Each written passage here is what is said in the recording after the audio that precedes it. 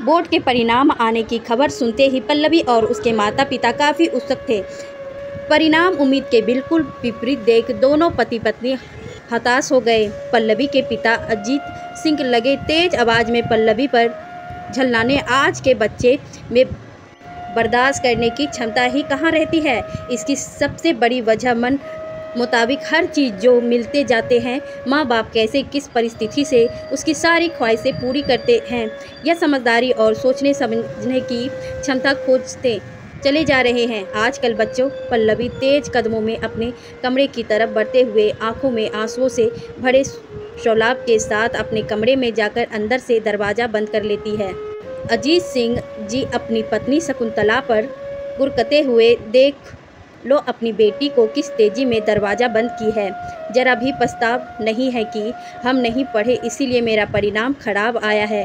हम लोग पे तेज़ी दिखा रही है। दोनों पति पत्नी आपस में ही लगे बहसबाजी करने, माहौल बिल्कुल ख़राब हो चुका था। तभी शकुंतला ने शांत करते हुए कहा कि ध्यान से मेरी बातों को सुनिए। हल्ला और आपसी तनाव हमारे स्वास्थ्य पे असर डाल सकता है। बाद में पछतावा करने से कुछ मिलने वाला नहीं है। बुरा नहीं मानिएगा, पल्लवी के रिजल्ट के जिम्मेदार कहीं न कहीं आप ही भी हैं। अजीत सिंह ने पूछा, वाह कैसे? मुझे आज भी भर बोलने की इजाज़त दीजिए, आप सिर्फ सुनिए, ठीक है? अजीत सिंह ने कहा, देखिए आपने मुझे कभी समझा ही नहीं, ना मेरी कभी सुनी। इसकी सबसे बड़ी वजह मैं देखने में सुंदर नहीं हूँ और दूसरी बड़ी वजह मैं बहुत ही कम पढ़ी लिखी हूँ। सुंदरता ईश्वर का दिया वरदान है। मैं कम पढ़ी लिखी हूँ तो मेरे अंदर समझदारी कम नहीं है, लेकिन आपने दबा के रखा मुझे। जब आप 8वीं क्लास में बेटियां को मोबाइल दे रहे थे तो याद कीजिए, मैं दबी दुआ से मना की थी, मोबाइल मत दीजिएगा, बच्चे बिगड़ जाएंगे। ना चाहते हुए भी बच्चे मोबाइल पर अपना अधिक से अधिक समय व्यतीत करेंगे। जब हम इतने अच्छे विद्यालय में इसको पढ़ा रहे हैं, इतने खर्चे से हम ट्यूशन करवा रहे अलग अलग विषयों की, फिर मोबाइल की आवश्यकता क्यों? मेरी आवाज़ को दबाते हुए तुम्हें कितनी समझदारी है।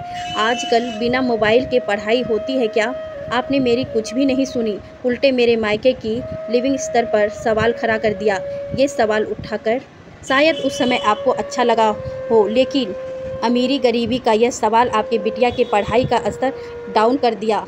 मोबाइल आपने दिया, चलो कोई बात नहीं, लेकिन आपने कभी उसके पास बैठकर जानने की कोशिश की, मोबाइल से पल्लवी पढ़ाई से परिचित हो रही है या सोशल साइंस से परिचित हो रही है? आप तो MBA किए हुए हैं, जबकि आप अच्छी तरह से इस बात को जान रहे हैं कि आजकल मोबाइल पॉजिटिव रूप में बच्चे देखें तो फ़ायदेमंद है, नेगेटिव जाने में उतने ही नुकसानदेह है। पूरा दोष मैं पल्लवी को ही क्यों दूँ? हम पेरेंट्स अपने बच्चों को देख नहीं पाते, सारी सुविधाएं देते हैं, बस समय नहीं दे पाते हैं। मैं एक माँ होने के नाते समय देने चाहती थी, कभी समझदारी दिखाई भी तो आपने उसके सामने में ही मुझे डांट दिया। तुम कम पढ़ी लिखी हो, तुम क्या समझोगी? आज के समय की पढ़ाई मेरा मुंह बंद हो जाता था। बच्चे के सामने आप मुझे डांटते तो इस वजह से पल्लवी भी कभी मुझे वेटेज नहीं दी। किसी भी पति पत्नी को बच्चे के बीच में एक दूसरे के वेटेज को गिराना नहीं चाहिए, वरना बच्चे इसके गलत फ़ायदा उठाते हैं।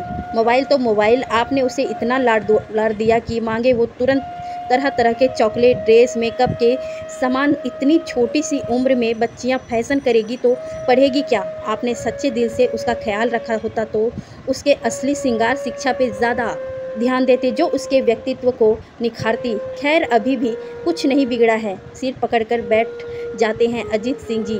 जो सच है उसे स्वीकारने में क्या हर्ज है? वह पत्नी के हाथ को पकड़कर कहते हैं, सच बोली, मैंने तो कभी तुम्हें समझा ही नहीं, अब क्या करूं?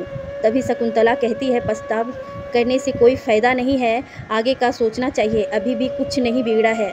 पर संडिस के चक्कर में हम पेरेंट्स क्या करते हैं, आजकल बच्चे को इतना डांटते हैं कि बच्चे डिप्रेशन में चले जाते हैं और कुछ गलत कदम उठा लेते हैं। अपने बच्चे को गलत कदम उठाने से पहले ही हमें सचेत हो जाना चाहिए। अब वो समय नहीं है। बच्चों को में बर्बाद करने की क्षमता दिनों ही दिन घटती ही चली जा रही है। इसके नहीं ना कहीं एक बड़ी वजह हमारे पर्यावरण का दूषित होना भी है।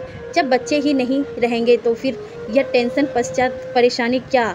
कीजिएगा। प्रत्येक एक दूसरे दिन पर खबर सुनने को मिलती है। कम रिजल्ट आने की वजह से बच्चे ने यह कर लिया, वह कर लिया, सुसाइड कर लिया। इसके एक और वजह बच्चे के अंदर डर, कहीं परिणाम खराब हुए तो माता पिता हमें क्या कहेंगे, क्या करेंगे। हमारे बच्चे हैं, हम ही इसे सहज महसूस कराना है, हमारे साथ ही वह सहज महसूस करेंगे तो फिर दुनिया से कैसे नज़रें मिलाएंगे, कैसे अपना भविष्य क्या अपने आत्मविश्वास के साथ बेहतर निर्माण करेंगे।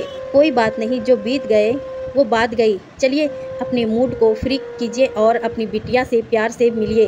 हमें प्यार से उसे समझाना होगा, अभी भी कुछ नहीं बिगड़ा है, आगे की पढ़ाई कंटिन्यू अच्छे से करवाएंगे हम लोग और वह बेहतर रिजल्ट लाएगी। हंसते हुए शकुंतला, लेकिन इस बार मुझे इजाज़त अपनी माँ के फ़र्ज अदा करने का मिलना चाहिए।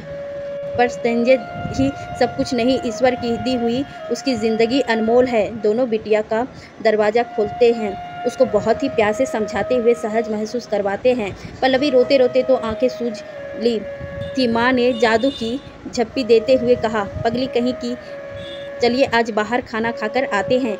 हम सभी किस खुशी में, तुम्हारे रिजल्ट आने की खुशी में। मेरा रिजल्ट माँ, मेरा रिजल्ट तो अच्छा आया ही नहीं है। अच्छा कैसे नहीं आया? 64% कम होते हैं क्या? शकुंतला जी कहती हैं, मुझे तो वह भी नहीं आया था। पता है क्यों? क्योंकि मैंने एग्ज़ाम ही नहीं दिया। माहौल को हल्का करते हुए चलिए एंजॉय करते हैं। तीनों हंसने लगते हैं खुशी खुशी आगे की सोचकर और कहते हैं, जो बीत गए वह बात गई, अब अफसोस नहीं।